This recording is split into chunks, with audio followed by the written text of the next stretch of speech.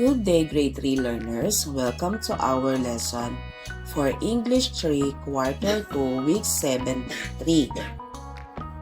Our topic for today is Informational Text Description, The Amazing Coconut Tree. Before we begin, please don't forget to like, share, and subscribe. Thank you.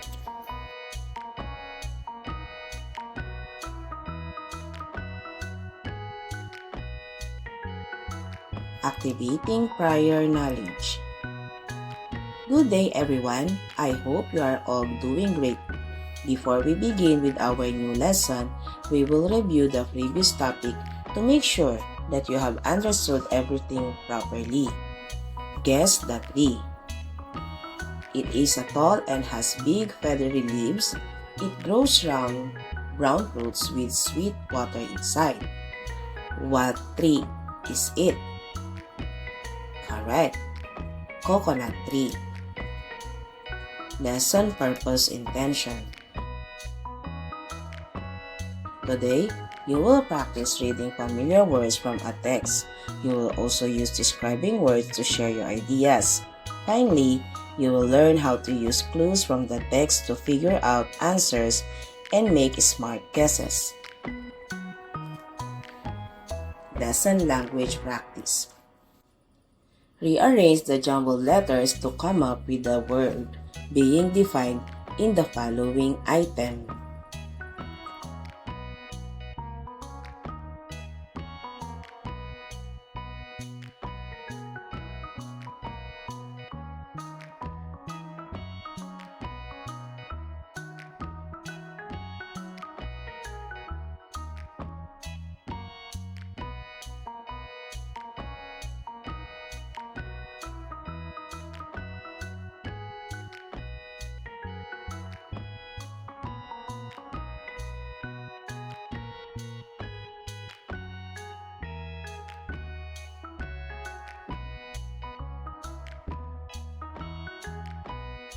Reading the key idea stem. The amazing coconut tree. Have you seen a tall tree with big leaves and round coconuts? That is the coconut tree, also called the tree of life.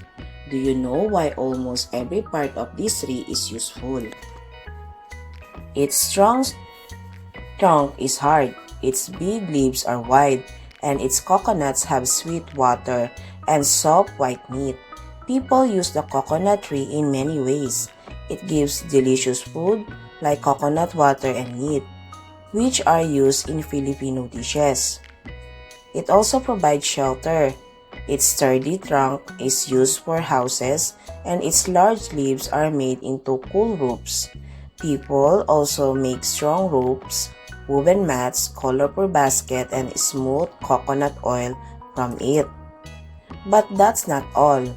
The coconut tree also helps nature. Its deep roots hold the soil to stop floods. Farmers sell fresh coconuts to earn money. Imagine a world without coconut trees. What would be missing? To protect coconut trees so they can continue to help people and nature, it is important to around the base of the trees to keep the soil moist and protect it from heat and wind. Avoid disturbing the soil too much to keep the roots safe and help the tree stay strong.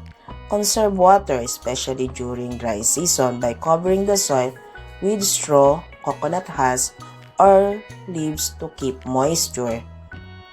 Use proper drainage and terraces on slope lands to stop soil erosion and help water soak into the ground. Remove weeds regularly to reduce competition for nutrients and water. Plant more coconut trees to replace old or dying ones and preserve genetic diversity. Protect the trees from the pests and diseases by monitoring their health and using safe treatment. Developing understanding of the key idea stem. Direction. Read each question and choose the correct answer.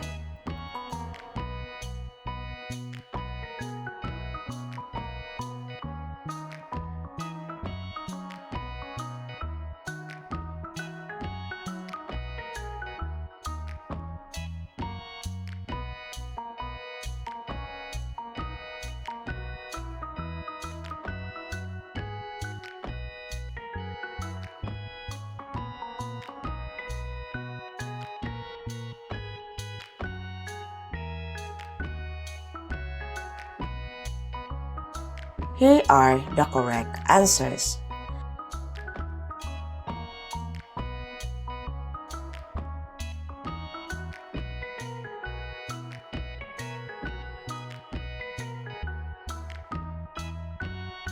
Deepening understanding of the key idea stem.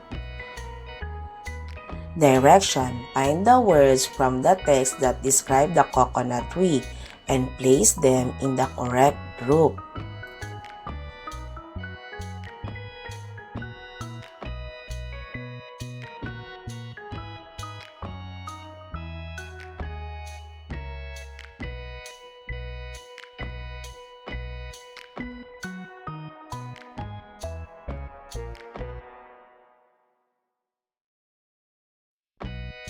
Here are the possible answers.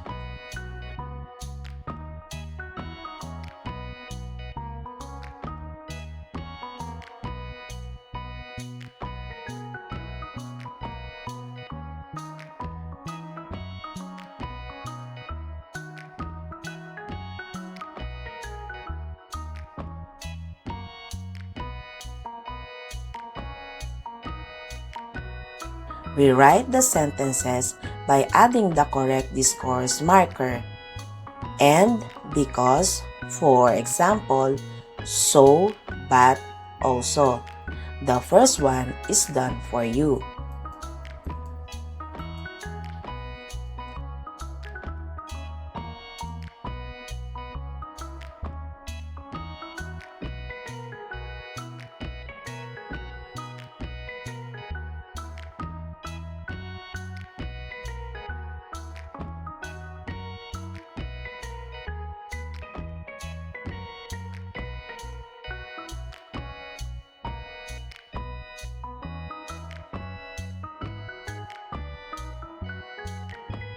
Making generalization and abstraction.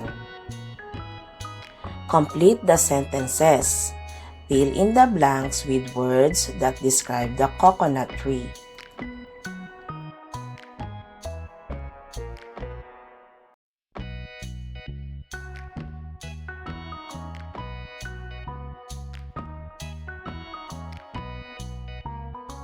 Here are the correct answers.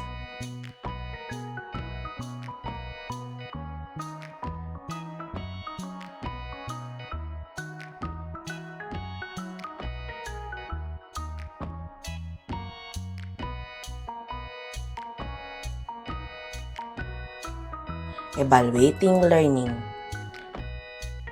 Direction. Fill in the blanks with the correct words.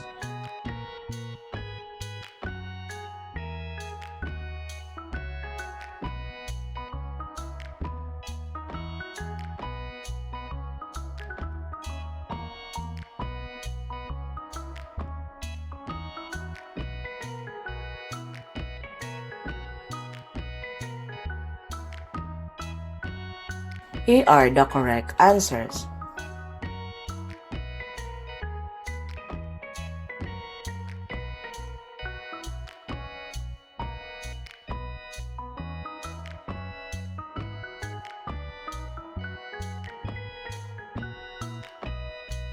Homework.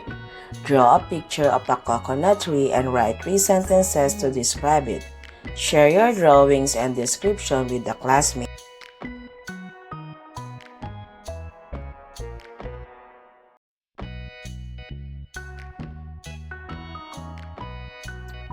Great job today, everyone! You listened well, shared your thoughts, and worked hard. Keep up the good work. Always remember to read, learn, and have fun. See you next time!